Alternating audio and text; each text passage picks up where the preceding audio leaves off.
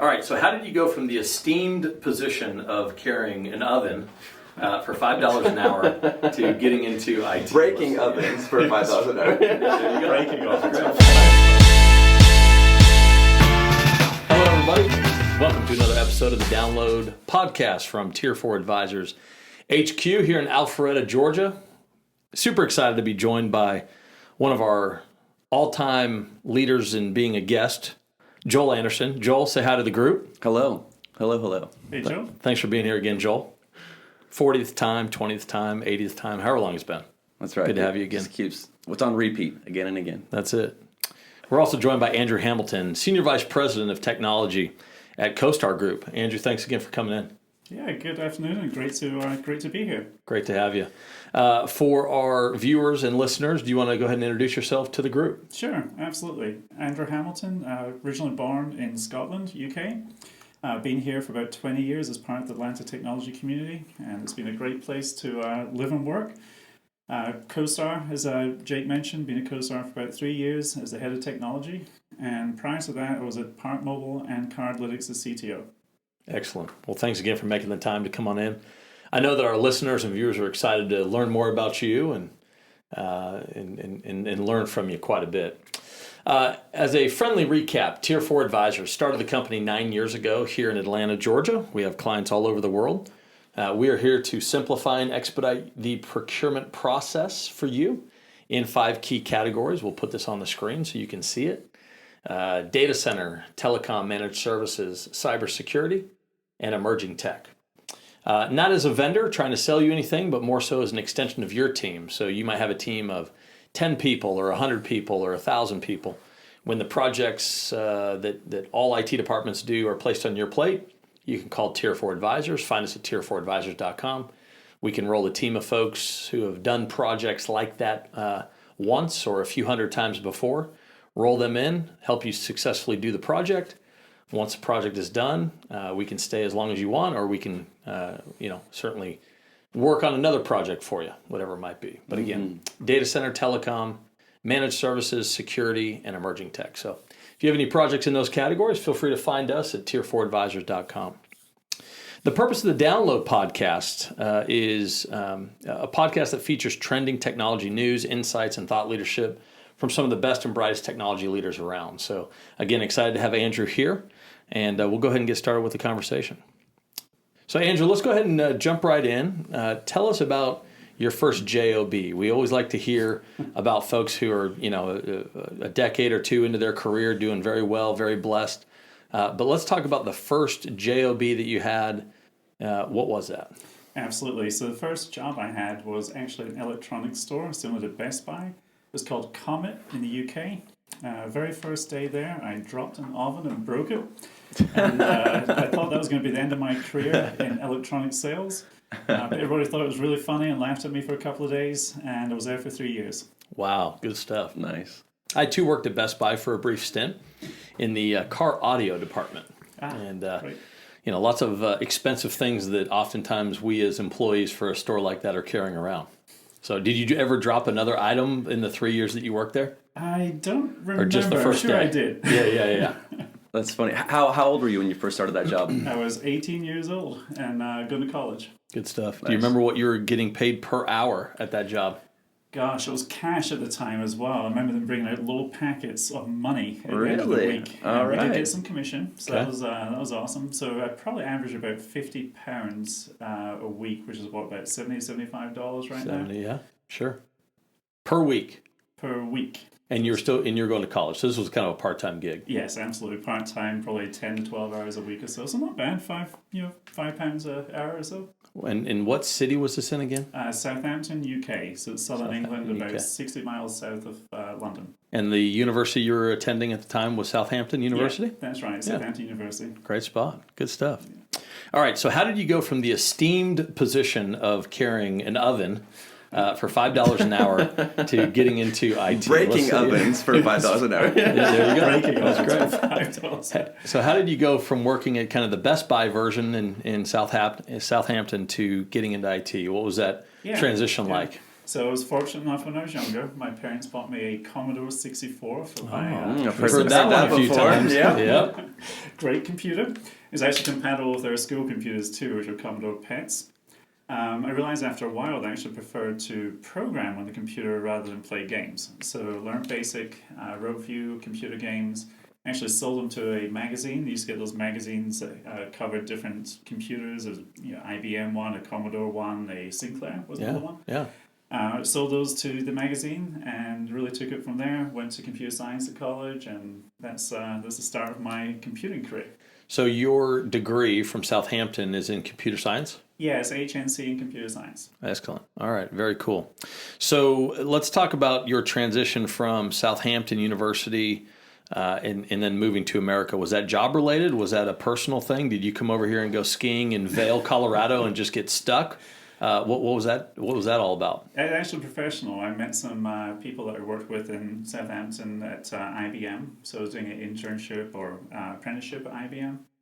The guy that shared an office with me at the time, he went for an interview for a position at IBM in Sacramento, California. He got the position, realized that it was not enough money for him. He was a family guy, a little bit older, kids, etc. But for me, it was perfect. So I looked at the job, same qualifications, applied for it, got the job, and within a few weeks, I was living in Sacramento, California. All right, born and raised in Sacramento. We don't know that yet about me. But born and raised in Sacramento, moved to Roseville and Granite Bay for what it's worth. So I know those. Shout out to NorCal. Yeah. Where'd you live in Sacramento? I lived at south Natomas, which is about 2-3 miles from the city. Yeah, down by Arco Arena on I-5 and I-80. For anybody that's looking for a geography lesson in Sacramento, I could give that to you. There you go. I-5 goes up and down the west coast. I-80 dead ends at San Francisco. Right, and Roseville's in the middle of nowhere, just like this is. It used to be. It used to be, not anymore, right? Yeah. Now you got starter homes in good old Roseville that are $950. Yeah, you can get to skiing in about, 40 minutes? Yeah, you drive up I-80, probably your first one is Boreal right there on I-80 before you get to Reno or Truckee. It's more than 40 minutes. It's probably more like about an hour and 30. Okay. Right up. Depending on who's driving, I guess. All right, so from taking a job in Sacramento, California from Southampton, that's obviously quite a change, but pretty exciting stuff. Yeah. So let's go ahead and kind of fast forward a little bit. So what do you enjoy most, or what have you enjoyed most in your career being in IT? Yeah, a few aspects of that. I enjoy the challenges. Things change every single day, so when you come in on Monday, you don't quite know what you're going to run into at that time. So enjoy, fixing problems, understanding solutions, and really making a difference. Yeah. And let's talk about accomplishments. So I've had a chance to work with you and get to know you. I know that your team members love working for you, especially as their leader. Let's talk about some of your accomplishments. What has been your greatest or top couple accomplishments, within IT? Yeah, absolutely. I think the biggest one for me was working at Cardlytics and bringing a company that had 6 people when I started there and growing it into what became a public company a few years later. Nice. Growing the teams, managing the teams. I am a growth person. I love to see basically companies get through major hurdles, take them all the way through. One of the things I've learned is there's nothing that can't be done, right? I mean, that is a great challenge to see all the way through. All right, so let's talk about some challenges that you've overcome in your career. What would you say one of your biggest or top couple that you'd like to share with the group would be? Yeah, one challenge that I've had going through my career has been public speaking. Making sure that you understand what's going on in the business helps a lot with that. So when you're passionate about something, then speaking about that subject comes naturally. Yeah, absolutely. And you're a natural here in this setting, so thanks again for joining us. I know you've attended a couple of Tier 4 VIP events. For those who are tuning in, we do VIP events all over the country. I think we've done probably, more than 50, less than 100, Joel. I don't know what the exact number is. Oh, I think we're over 100. Are we over 100? Yeah, I think we're officially over 100. That's fun. Yeah. Cool. Well, that all started with just some random idea I had one day at my house. But that's fun. We've had a lot of fun doing that. What would you say your favorite VIP event has been you've attended? Yeah, absolutely. Joel and I were just talking about that before we got on. The Braves game that we went to over at the Home Depot suite was awesome. That was right fun. there, got a great view of the whole thing, met some fantastic people, and I think that's one of the first times we spent some time together. I think so. Did we do batting practice that time too, down on the field? I didn't. Not Okay. sure if you did prior to me getting Okay. there. I tend to run a little bit late, like it was today. So All there's good. a chance I missed it. Yeah, batting practice. I think it's a 7:05 start game. I think batting practice starts at like 4. kind of tough for some of us to get there on time. I will share that our hope is to do another Home Depot suite in 2022 for the defending world champions. Absolutely. Boy, that was a lot of fun. Did you partake, by the way, in any of the parade or any of that stuff? Virtually. Okay, yeah. I heard there's hundreds of thousands of people. Yeah, I think they said 2 million actually was the number. I don't know if that's true, but the latest number I heard, at one point I heard 1 million, and then later that day I heard maybe 2 million people involved. That's a crazy number. That's wild. Yeah, right? Absolutely. Interestingly enough, just on that subject, shout out to those folks in Atlanta that planned their portion and then Cobb County that planned their portion. If you think about it, they literally had 2 separate championship parades, and then a third, obviously at Truist Park, the venue with the whole, interviews and the stage and all that. It was wild. It was pretty cool. Yeah, it was great to watch. Good stuff. Let's keep things moving. Great conversation to this point. Joel, we always do a best thing that I saw all week. Joel, we'll go ahead and start with you. What was the best thing that you saw all week? I got to give a shout out to my wife this week, who's kind of like the rock of our home, but she has this entrepreneurial bug that's kind of caught lately. She has an Airbnb venture that she's running. She's getting her real estate license right now. Excellent. And so just to see her go from a full-time mom of our 2 wonderful kids to have also this kind of like drive to, kind of build something, create something, also contribute, a little bit of income to our home, which is great. But to see her kind of have these ideas and then go attack them and crush them, like it's actually been really great to see. So shout out to my wife this week. She's the best thing I see every day. But this week on the podcast, she's what I'm going to feature. Fantastic. Good one for sure. Andrew, how about yourself? Best thing that you saw all week? Yeah, I actually saw something on LinkedIn that I really enjoyed seeing. I worked for a company called Informatics years ago, and they were doing a kind of virtual sea shanty where they went out and they talked, or sang actually, about what it was like working at home, working with clients. It was very well done. It brought back a lot of memories for me. There's a shout out to Informatics and their sea shanty, if you get a chance to listen to that on LinkedIn. That's great. Good stuff. All right, let's keep things moving. Deeper questions here. Joel, go ahead and take that next section. Yeah, let's do it. So, Andrew, as someone responsible for the technology decision-making at CoStar for the past 3 years, you probably tackled some big projects over the past 3 years, I would assume. What's been the digital transformation journey like there over the past couple of years? Yeah, absolutely. So CoStar is a public company. It's can move a little slower. But it's been fantastic. We've been working with them, as you said, for a few years now. Biggest things that we've done so far is a UI transformation. So brand new applications, brand new user interface, architecture in the back end. We are preparing for a cloud-based strategy, and that's going extremely well. It's just going to make sure you've got the right talent, the right training to get things done. So what advice would you give to organizations or IT leaders as they're about to start their major digital transformation? Yeah, absolutely. So make sure you're doing it for the right reasons, not just because it's cool and trendy, but because it's going to bring a transformation to your company and be a better experience for your users. One of the reasons why we're going through a cloud transformation is actually to get our databases and our user interfaces closer to our users by using multiple regions.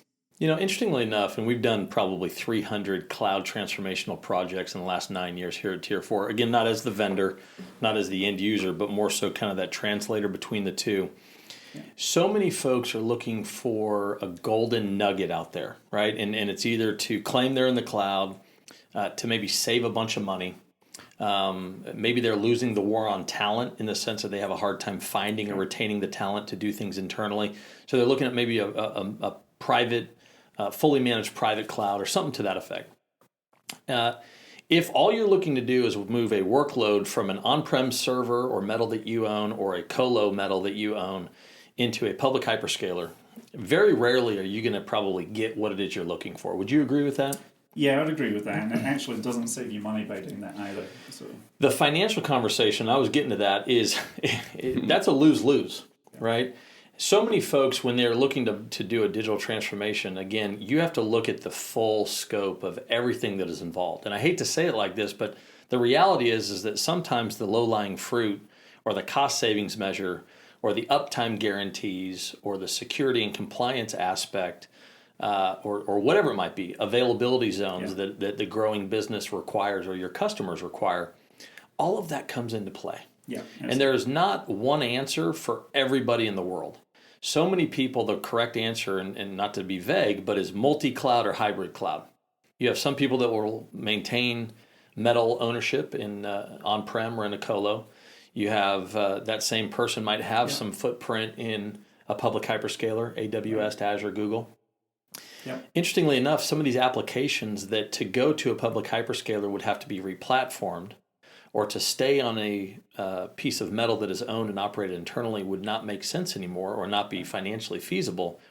That fully managed private cloud, for a lot of you viewers and listeners, is where you're going to make a lot of, move the needle, so to speak.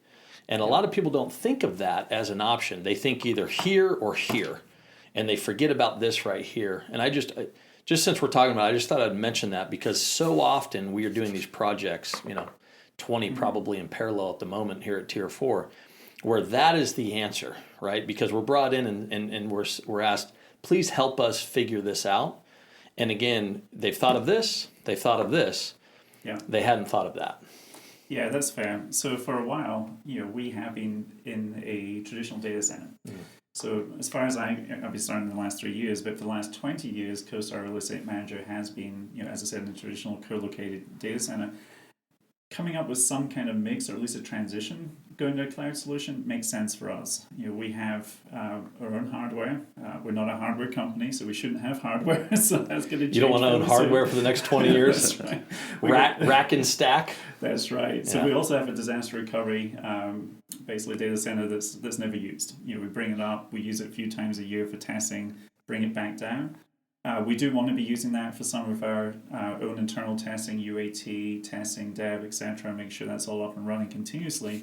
But getting into a situation where we don't have a traditional disaster recovery data center anymore is one of the things that we will benefit from. 100%. So, going straight to a true high availability model instead of a DR model. That's one of the benefits I'd like to see. So when you say high availability model, just curious, are you going active, or are you going active DR as a service with a vendor of sort who says, yeah, your RTOs and RPOs can be 4 hours or 2 hours or 30 minutes if you want to pay for that, and kind of almost getting out of the business, if you will, yourself? Yeah, so active is where we would want to be. There are some concerns or restrictions on that at the moment. We use SQL Server as a back end, so we've got to look at real clustering, exactly, latency. We may end up in a situation where we have read active, and write will be basically passive. Some sort of RTO, RPO agreement. Yeah, exactly. And again, folks, what is right for Andrew and his team, what has been right for the last few hundred clients of Tier 4, honest to God, probably isn't right for you. And what I mean by that is if you've got 100% of a project, little bits and pieces are going to be different for everybody. It's interesting we bring up disaster recovery. So often these projects are led, or transformation is led by disaster recovery, right? So it's companies that have yet to get into the cloud, or maybe they have some shadow IT in a public hyperscaler cloud, but their commitment to getting into the cloud, their dipping of the toe in the water, if you will, the cloud water, is doing some sort of disaster recovery in a private cloud or something to that effect. Sure. And then you can kind of back into production and things like that. Active is fun.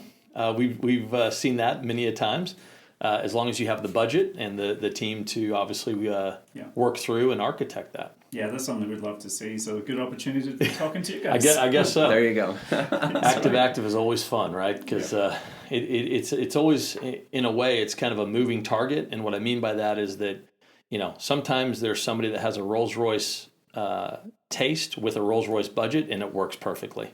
You have other people that have Rolls-Royce taste with a public transportation bus, if you will, budget, and trying to get that to work is always fun and a challenge. Absolutely. Joel, back to you.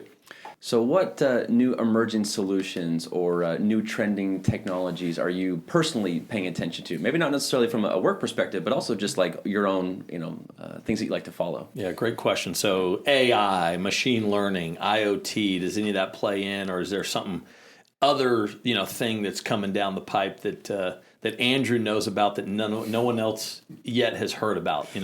Like blockchain 10 years ago, something like that. Well, I won't go that far, but so on the AI side of it, CoStar did purchase a company almost exactly a year ago, November 2020, and the company's name is HomeSnap. That company does something incredible.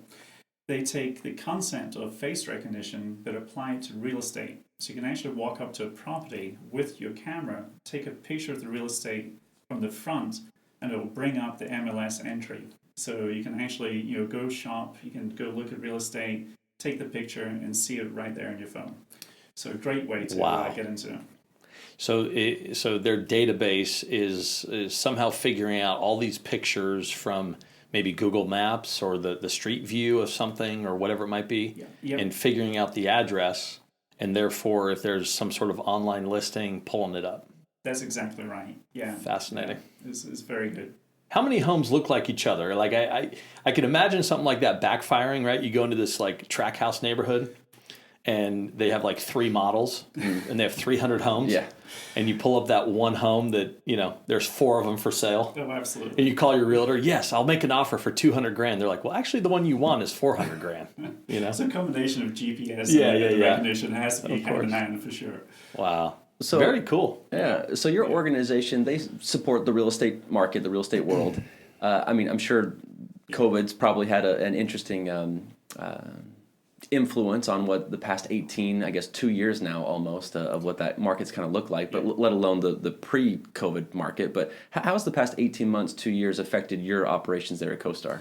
Yeah, so a couple of different takes on that. One is the company itself. Corporate real estate is the main part of what we do between retail and corporate offices, etc. That side of the business may have slowed down a little bit. We don't really know the impacts of that yet, but the residential side has gone through the roof. So CoStar owns apartments.com, which I'm not sure a lot of people know about. Yeah. They also recently bought HomeSnap, and they bought a company called homes.com. So now they're doubling down on the residential side of the real estate market as well. Personally, over the last 18 months, CoStar has been extremely well technology-wise. They had a great business continuity plan, so it was very easy for them to transition to home. So that was awesome. That's great. Yeah.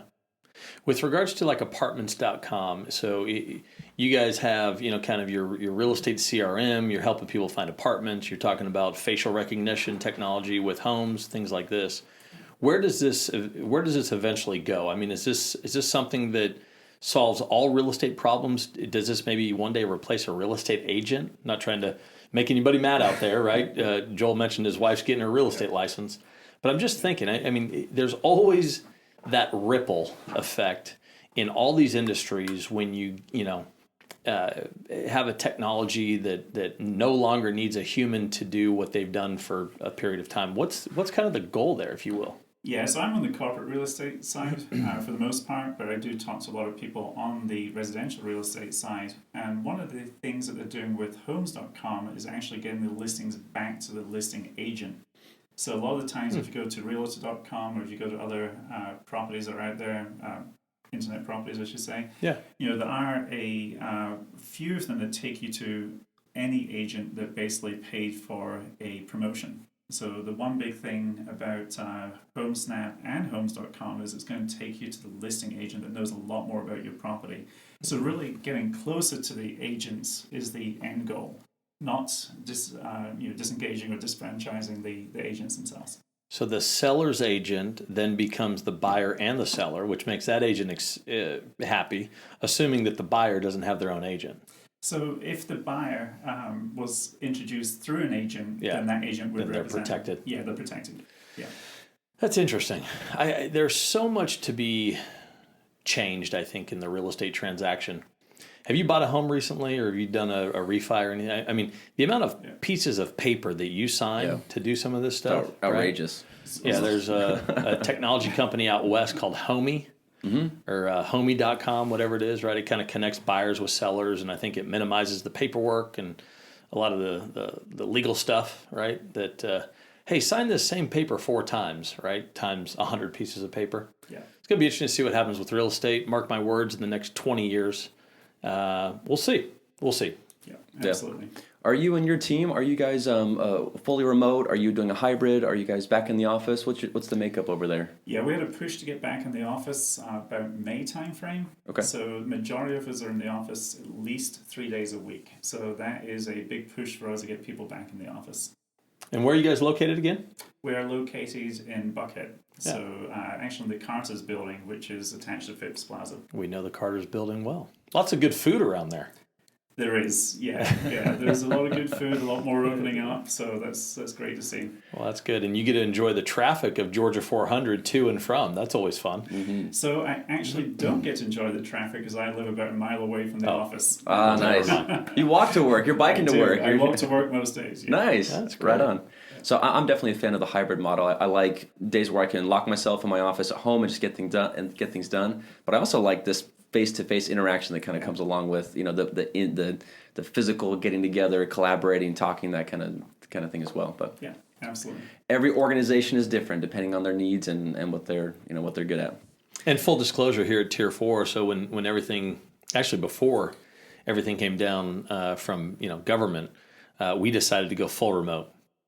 Because I was seeing things online that were talking about 3 to 6%, death rate and stuff. We were all obviously extremely concerned, and rightfully so. Thank God that never came to pass, even though a lot of folks unfortunately had to deal with some loss and things like that. But it's interesting to see that a lot of our clients have gone full remote. They're closing their office. Other folks have gone back 5 days a week, and actually gone so hard on that like if you have an issue coming in the office, maybe you should find a different job type of culture. So it's interesting to see kind of more of a hybrid model there in that regard. Yeah, absolutely. We've done pretty well at retaining staff even during that period of time. But we now tell people up front that they are expected to be in the office, so it's less of an issue for us moving forward. Good. Well, that brings up kind of my next question is that, there is a war on talent right now. And so how are you and your team and CoStar, finding and retaining kind of that top talent that you need? Absolutely. So a lot of it is actually going to our network and making sure we've got people that we trust and have worked with before. So that helps a lot as far as retention is concerned. Hiring people, we did lose a lot of people, as I mentioned, during the first part of the year, trying to get people back into the office. But as we move forward, we're now working a lot more on some of those softer benefits as well. So we have lunch in the office every day, which I believe helps. We have great training on site. We had a group out last week doing AWS training. So we do keep people engaged, keep them informed, and make it a fun environment for them to come back to. Copy that. So many of our clients are finding that people who have even worked there for a long time are now being obviously recruited online, LinkedIn, what have you. Yeah. And they're finding opportunities where they're getting a 15 to 50%, bump. And obviously as an employer myself, it's hard to retain folks if they're able to go out and get, a 50% pay bump somewhere else and they're legitimately excited. You got to obviously cheer them on as a friend and a mentor and say, you got to do what's best for you and your family. Just curious, in today's climate, have you had to face that at all? Or are you guys maybe on the other side where you're the ones making 50% bump offers to other people? Just kind of where do you guys sit in that regard? I'm just curious. No, it's a real problem, and you're absolutely right. It's at least 15% more than it was, I say, 2 years ago, a year and a half ago. So that is a challenge for us, making sure that we're competitive. I think one of the challenges that we'll have going forward is making sure we bring people up to speed that are with us already, and that's always tough to do. But we are bringing people in, at a premium right now, competing with Google, competing with Microsoft here in town. Yep. It can be hard. I don't think we've got the solution yet to that, but we're absolutely aware that it's happening. I heard the other day about, it's probably been a few months now, but, an organization that offered AWS training and a few other things. And AWS came knocking for a couple of the people that accepted AWS training. It's one of those things. It's like, wait a second, we're helping our team grow and get certified and build their resume to stay here and help us with AWS so we could buy from you. And now it's and of course the salesperson's like, well, I had nothing to do with it, type of thing. Yeah. Well, if AWS are listening, we have really good lawyers at CoStar. You better lawyer up. I have a feeling AWS has some pretty good lawyers as well, if we're being honest. Yeah, absolutely. Right? Yeah. Good Nice stuff. That's it for me. Should we spin that wheel, Jake? Yeah, so at the end of every podcast, we like to have our esteemed guest spin the wheel. We let fate decide what question we want to ask and answer the three of us. So, Andrew, if you will, go ahead and spin the wheel. It's kind of like Price is Right.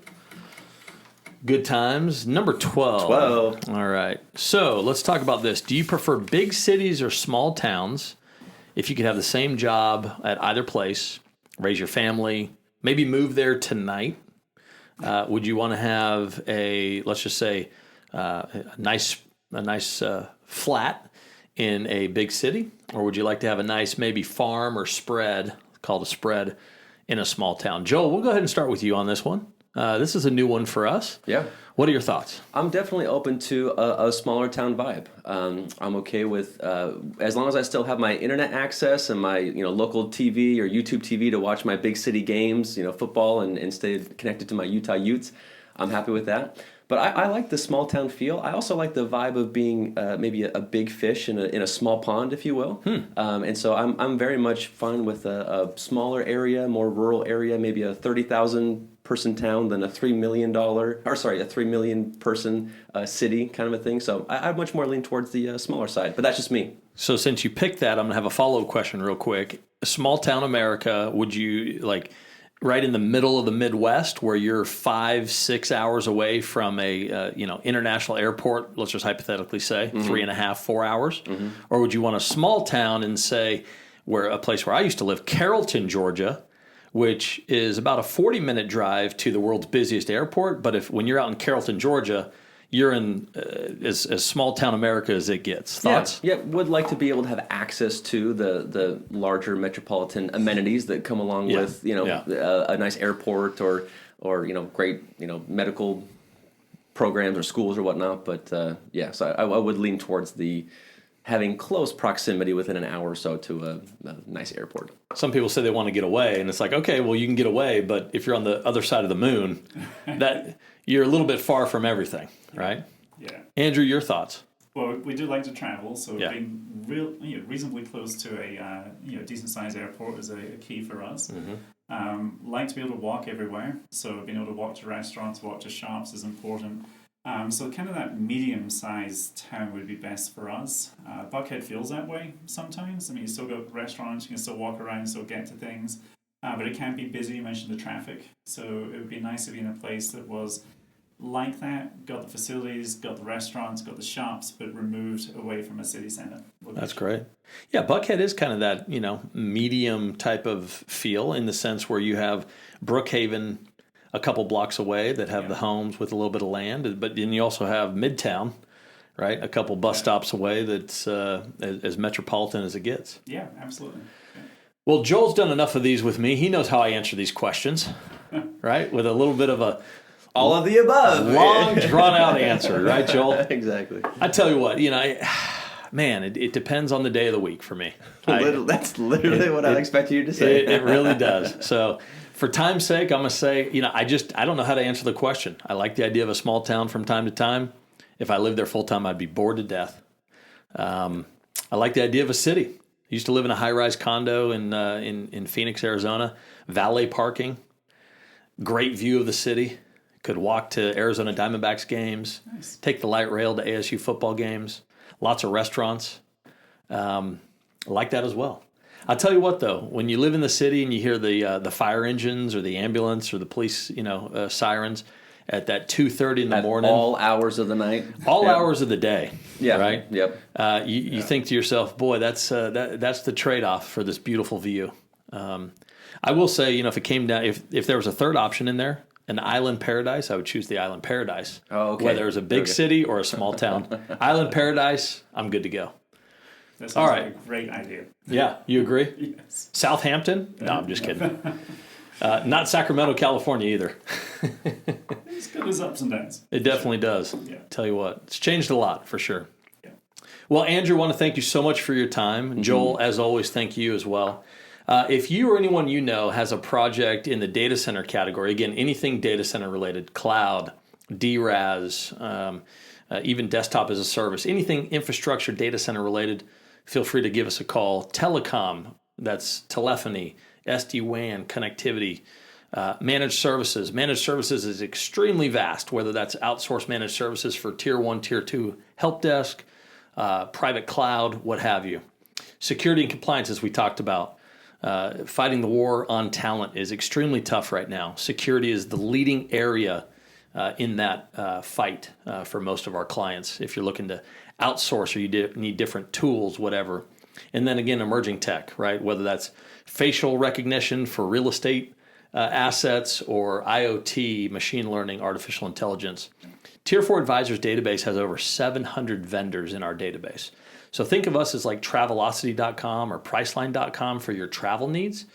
All you have to do is contact Tier 4. We give you all the pricing, all the data, everything you need, and we can help you simplify and expedite those projects that might take 6, 12, 18 months if done internally, down to a month or 3 or 6, depending on how fast you want to go. Again, guys, thanks so much for your time.